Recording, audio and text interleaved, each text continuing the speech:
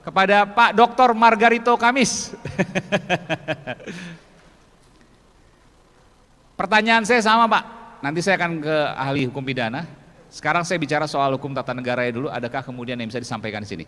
Ada korupsi nggak sih Formula E? Ya. Kita mesti cek utuh datanya. Cek dulu. Ya, harus dicek utuh. Oke, tapi kalau bicara secara keseluruhan sekarang sih sepintas agak susah mengkonstruksi ada korupsi. Sepintas gimana? Sepintas sulit Sulit. mengkonstruksi korupsi. Kenapa sulit? Karena data yang tersaji sekarang ini ya. Sejauh yang disajikan oleh KPK sejauh ini sulit kita mengkualifisir peristiwa ini sebagai peristiwa pidana, apalagi korupsi.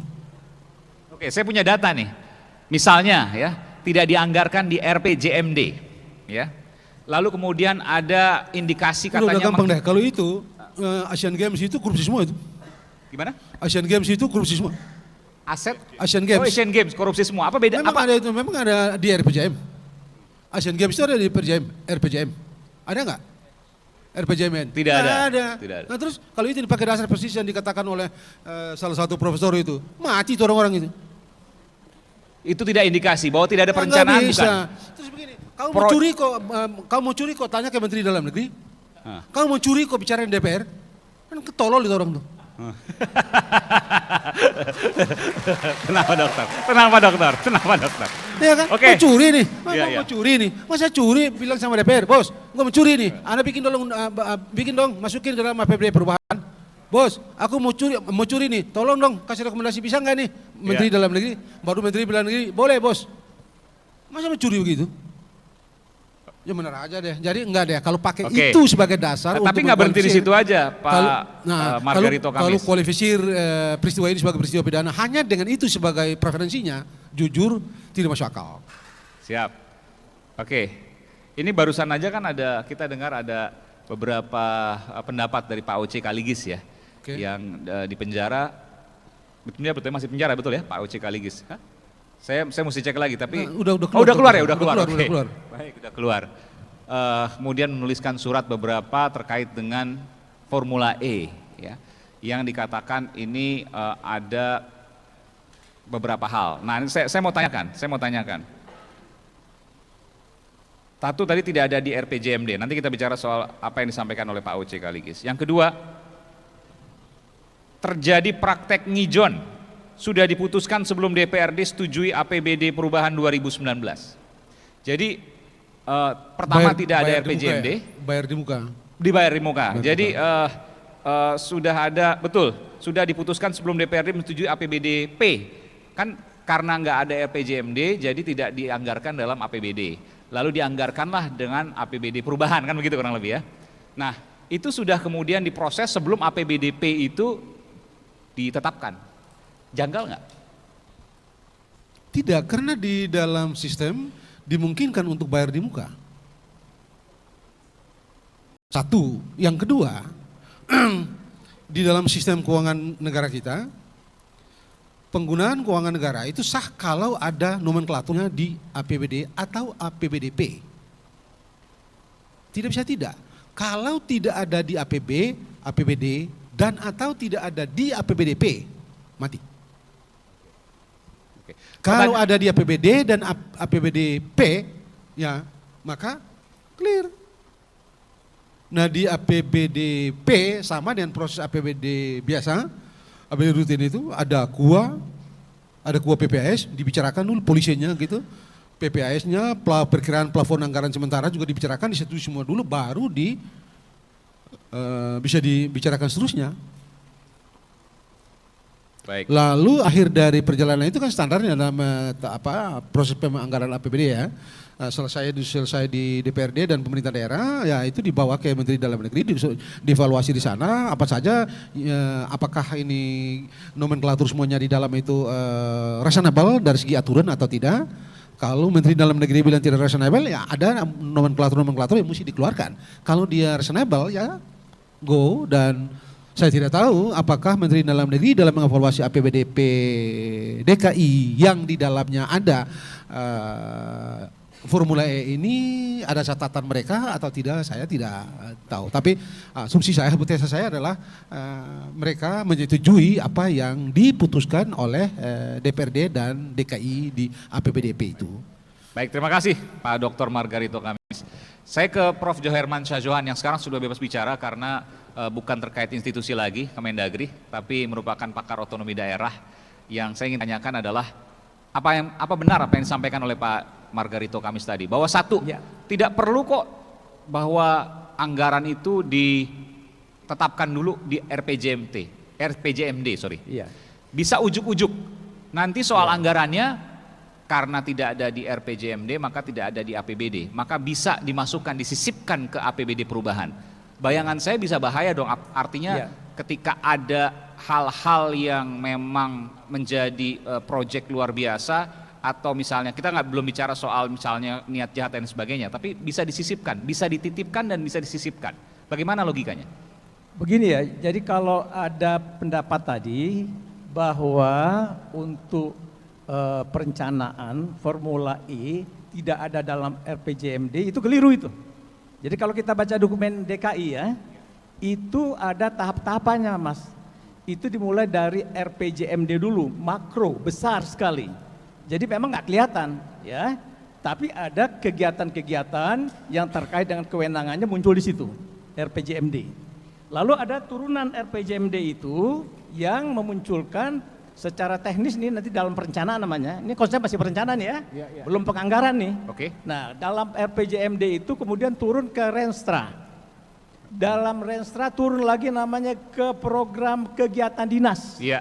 Ya, dinas dalam hal ini ada dinas olahraga.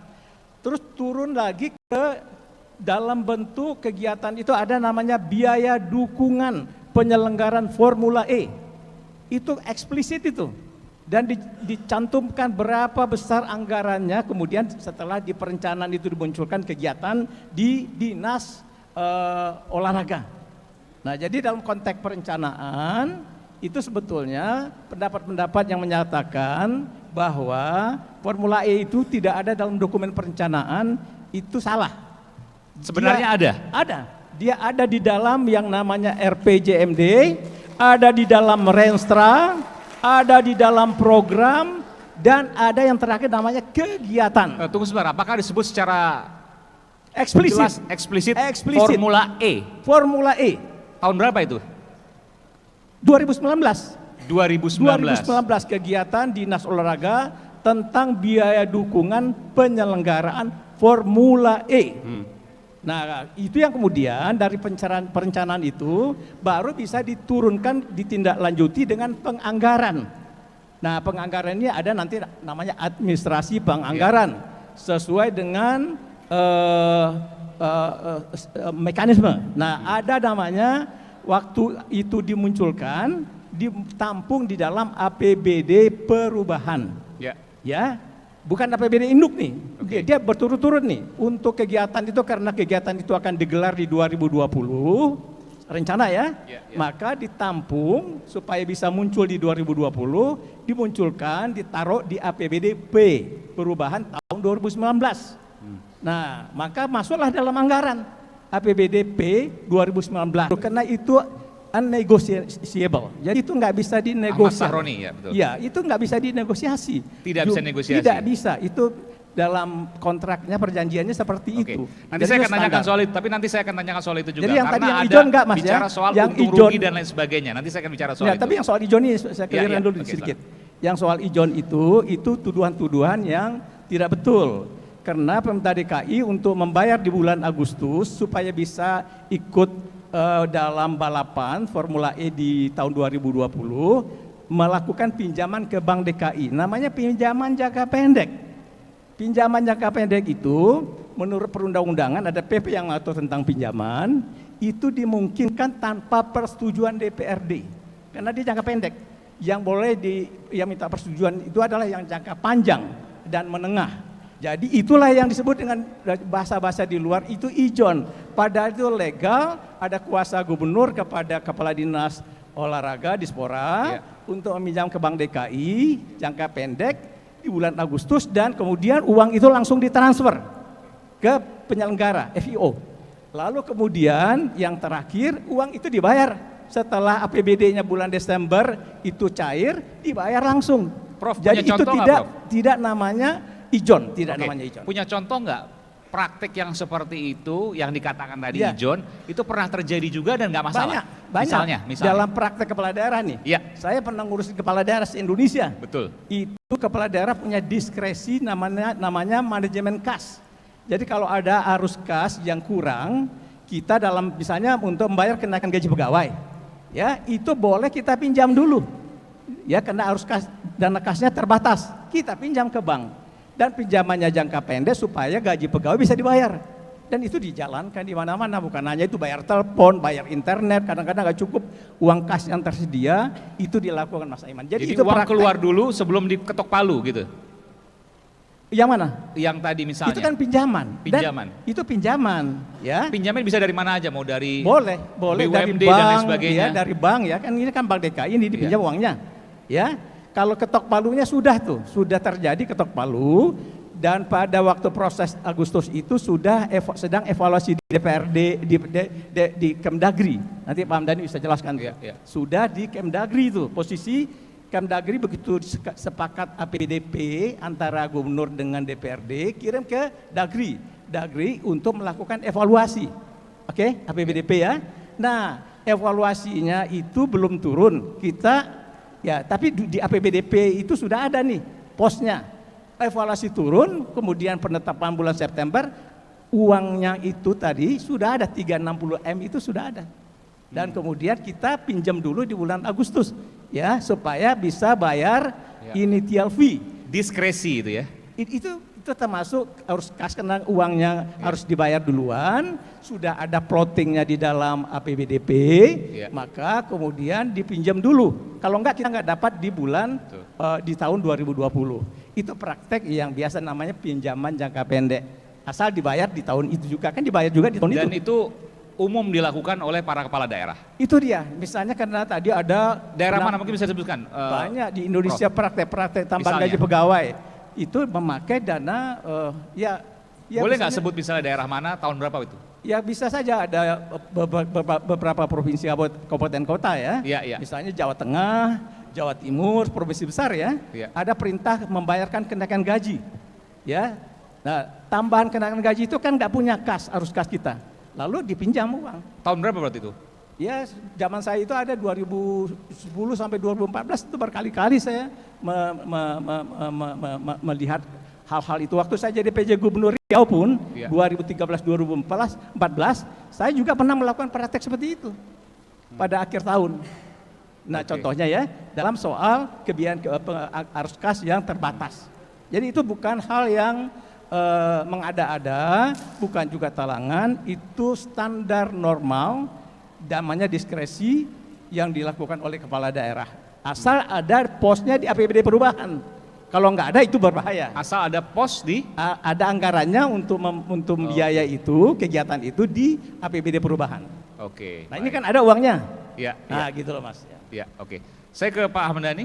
Pak Hamdani, apa yang disampaikan oleh Prof. Johar Mansyah meskipun seniornya nih, tapi kan Pak Hamdani juga independen juga karena guru pengajar di Andalas ya, betul, yang juga merupakan staf khusus dari Kemendagri.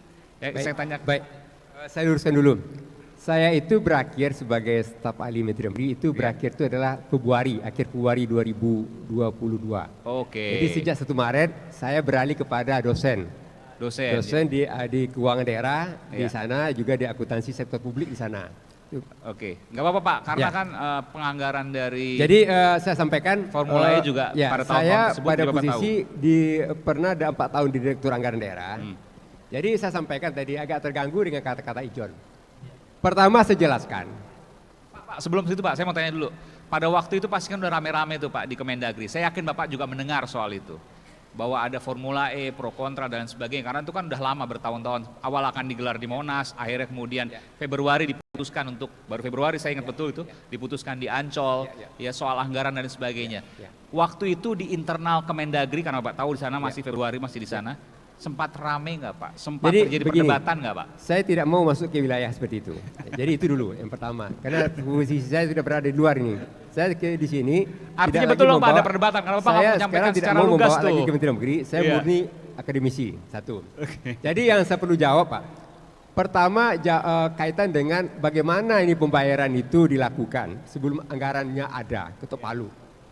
Jadi kalau kita melihat, saya pernah Direktur Anggaran Daerah ya. Itu tahun 2015 itu.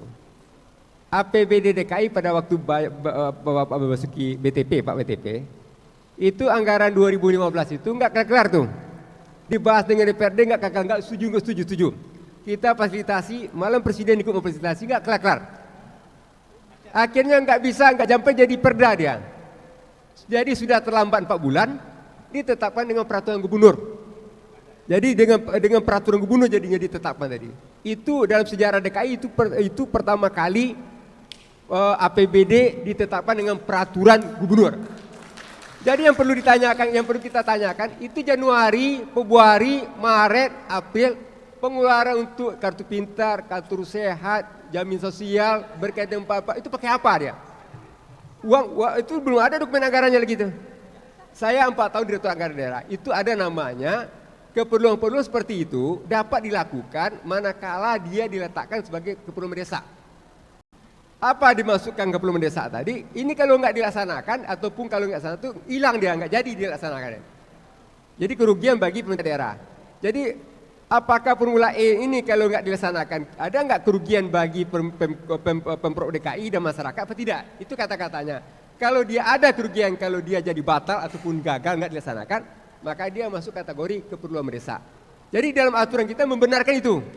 Jadi membenarkan. Nah, sekarang pertanyaannya, ada enggak proses anggarannya? Ini semuanya kita bicara bahwa ada DPR anggota per anggota ya, personal mengatakan ini enggak setuju. Tetapi yang menyatakan setuju itu yang legalitasnya ada di 3. Pertama komisi. Komisi oke. Komisi E itu oke. Kemudian badan anggarannya DPRD oke. Oke ya. Paripurna oke. Jadi dia teranggarkan dari APBD legalnya tadi legalistik itu. Jadi dia perencanaannya di mana? Ada di dalam kaitan dengan apakah dia sudah rensranya sudah, renjanya SKPD itu. Rensra itu penjabaran daripada RPJMD. Tersiratnya di dalam RPJMD, tersuratnya di dalam rensra. Itu penjabaran daripada RPJMD. Jadi semuanya baik dalam proses perencanaan mau penganggaran clear semua tadi itu. Jadi kalau di luar-luar ada bicara, ada DPR nggak setuju tadi dikatakan. Ini kan persoalannya kan Pak Gubernur DKI itu kan tidak dalam artian kan dukungan legislatif nggak tinggi.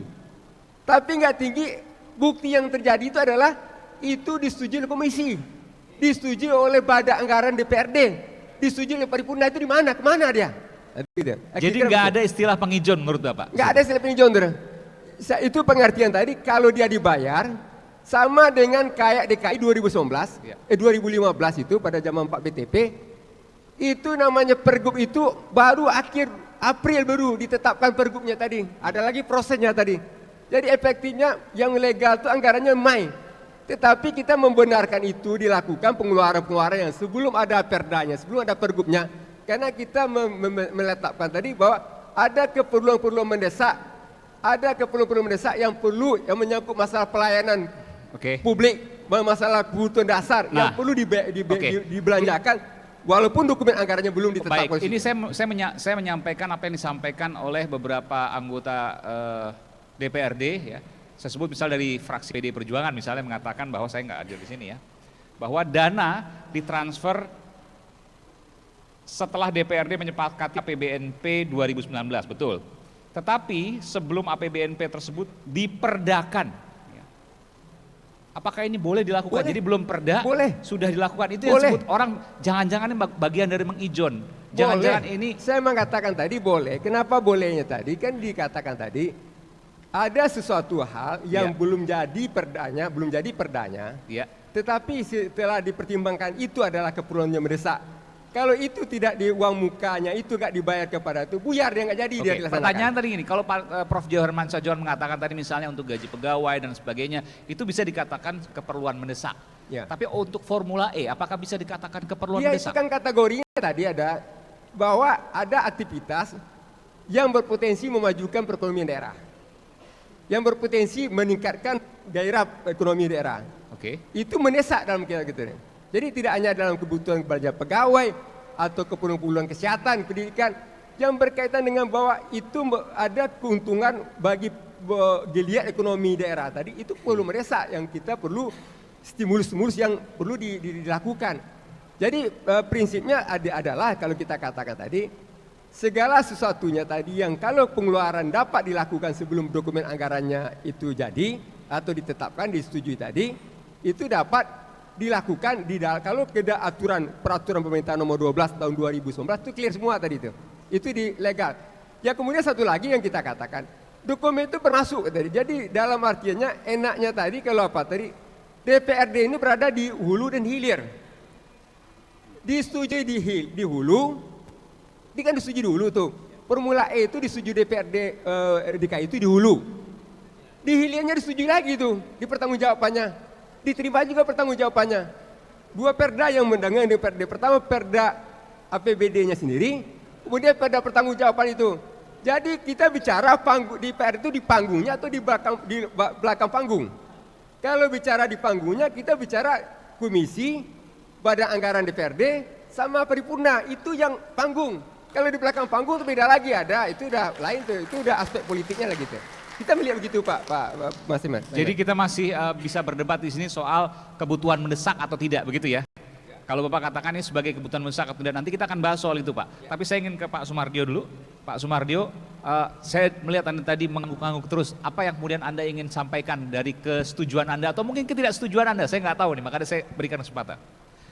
Soal APBNP tadi yang belum diperdakan tapi uangnya sudah keluar, soal kebutuhan mendesak Formula E, kalau tadi dicontohkan misalnya untuk pegawai, gaji pegawai dan lain sebagainya, belanja pegawai lah.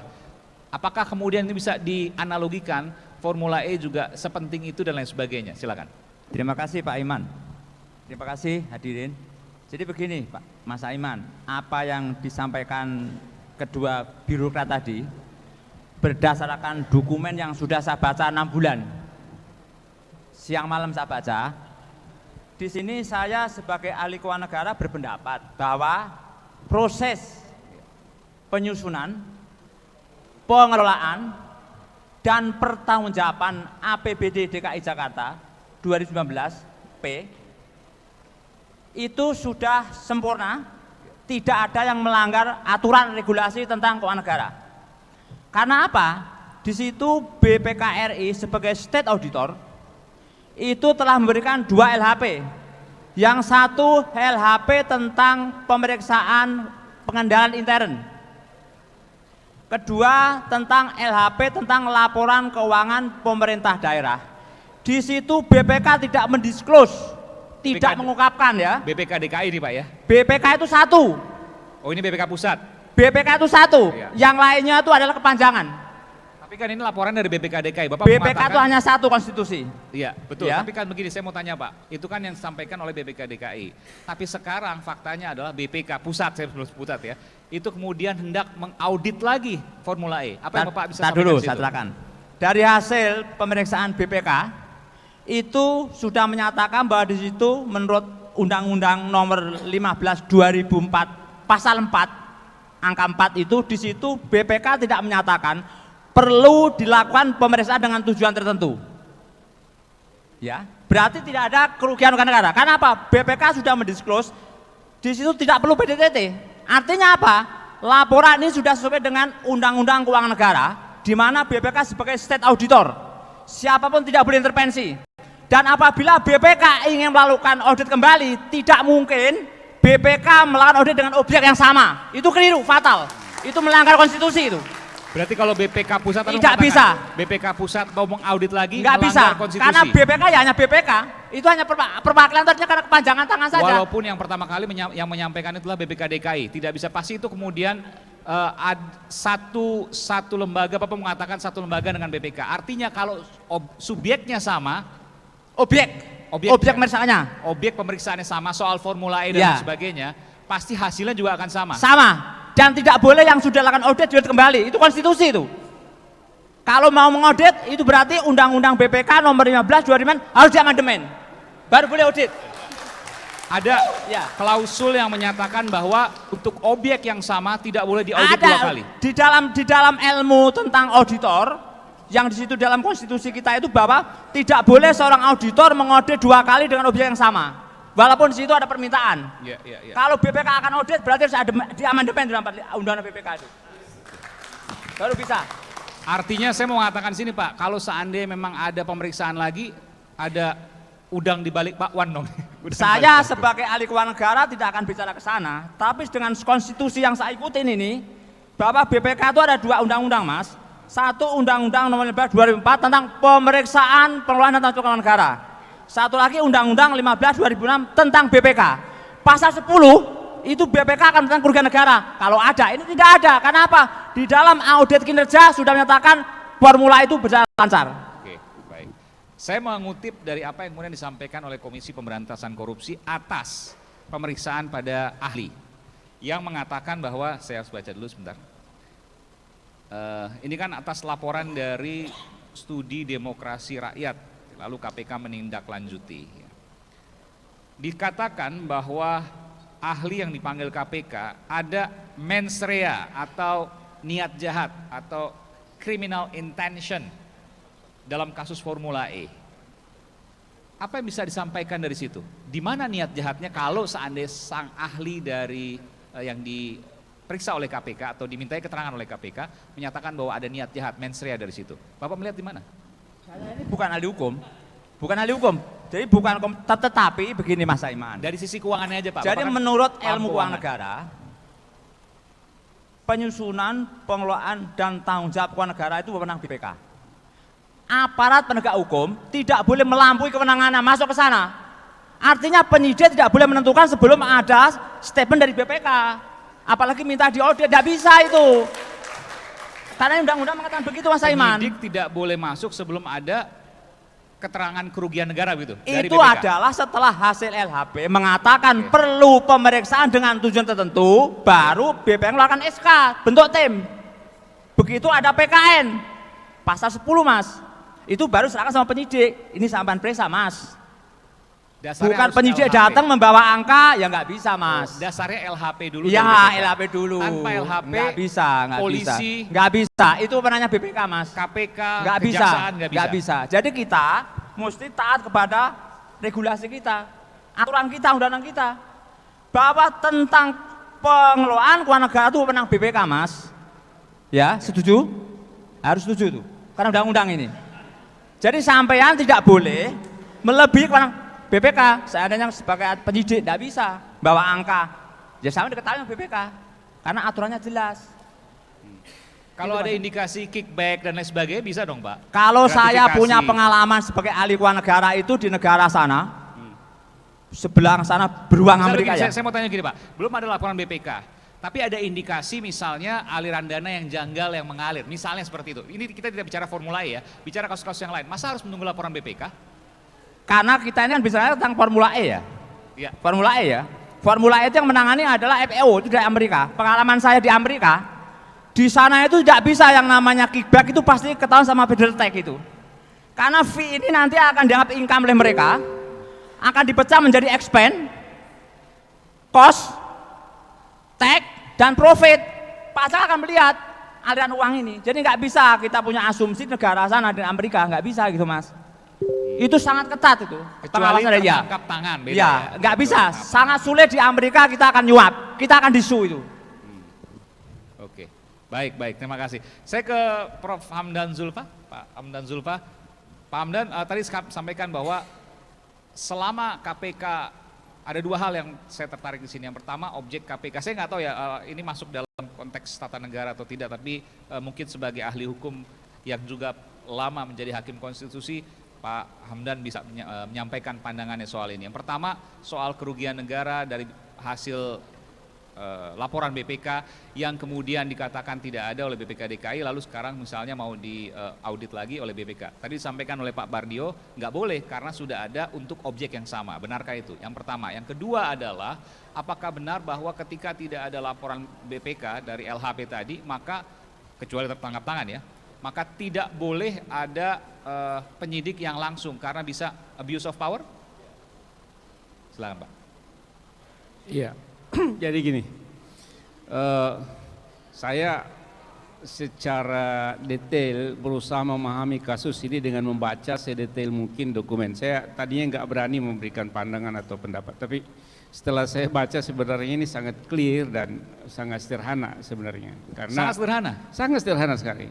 Karena dalam melihat case ya, khususnya ini kan proses keuangan ini kan di hukum administrasi negara.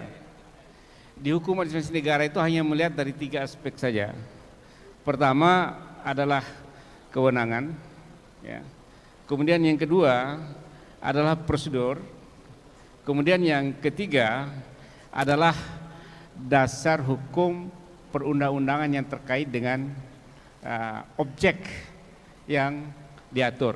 Dan terakhir adalah asas-asas umum pemerintahan yang baik.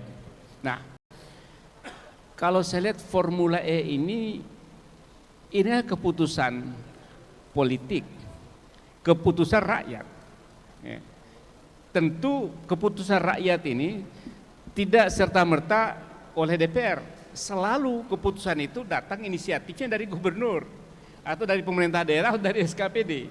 Diproses ke bawah, naik ke atas kepada program, diajukan kepada DPR dan dibahas di sana dan diputuskan. Dan diputuskanlah kegiatan Formula E dengan anggaran yang ribut itu. Yang pertama 20 juta US yang 360 miliar itu. Nah, dalam proses itu saya membaca dokumen secara detail. APBD disahkan pada tanggal 21 Agustus. Tanda tangan antara Jakpro dengan FEO.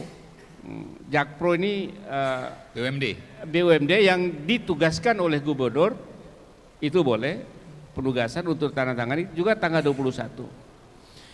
Dan malam atau sorenya uang itu ditransfer ke FEO. Dan memang ini kan prosesnya berjalan dalam proses yang tadinya sudah persetujuan, nunggu persetujuan APBD baru keluarkan uang itu. Jadi segala proses ini tidak ada yang salah. Memang kan hari ini disahkan tidak mungkin langsung ada uang, karena itu dipinjamlah sementara dari bank. Itu perdebatan. Kalau untuk kepentingan mendesak, gaji pegawai, belanja pegawai nggak ada masalah. Tapi Formula E banyak menganggap ini bukan mendesak. Bagaimana Bapak menjawab itu? Itu kan tadi saya katakan itu proses kan sudah berjalan.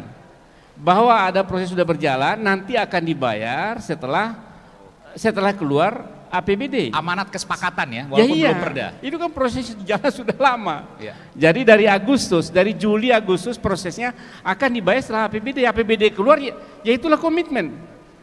Itu komitmen, itu biasa. Itu enggak sama sekali enggak ada masalah, enggak ada kesalahan. Kemudian yang kedua, keterdesakan itu sudah diakui dan dibenarkan oleh DPRD sendiri dengan menerima pertanggungjawaban gubernur laporan akhir tahun. Jadi tidak ada lagi persoalan. Jadi semua sudah dipertanggungjawaban. Jadi ini sederhana sekali kasusnya, enggak ada jadi cari-cari juga mau kemana. Jadi bagi saya ini sangat sederhana. Dilihat dari kewenangan, dilihat dari prosedur, tidak ada yang salah, dilihat dari dasar hukum pelaksanaan. Tadi disampaikan ada RPJMD dan seterusnya. Sampai ada RPJMD, ada Renstra, kemudian ada kegiatan, ada program, ada anggaran. Kemudian yang kedua, masalah olahraga.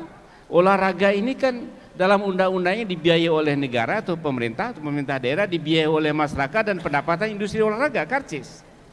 Boleh pemerintah daerah membiayai olahraga. Contohnya saja selain ini di Mandalika 2,5 T dibiayai dari APBN. Dan tidak ada masalah apa-apa. Ya kan? Jadi kegiatan olahraga. Kampungnya Pak Hamdan ya? Kampungnya Pak Hamdan di Lombok kan? Iya, di kampung saya. Jadi 2,5 T di sana. Itu juga APBN juga. Sri Mulyani bilang anggaran segitu, kemudian Bapak Presiden bilang nggak masalah. Yang penting meningkatkan ekonomi rakyat itu dampaknya yang Oke. diharapkan tidak untung, memang tidak untung secara langsung. Ini menarik nih, ini menarik. Bapak menganalogikan Formula E dengan Mandalika. Ya, kalau Mandalika itu apa namanya sirkuitnya yang dibangun dan lain sebagainya. Apa yang Bapak bisa sampaikan bahwa ini adalah dua hal yang sama? Sama-sama olahraga, sama-sama balap. Ini mobil Ya. Formula E, di sana motor GP, sama aja. Sana motor GP, kemudian bangun sirkuit, sama, biayanya saja yang beda.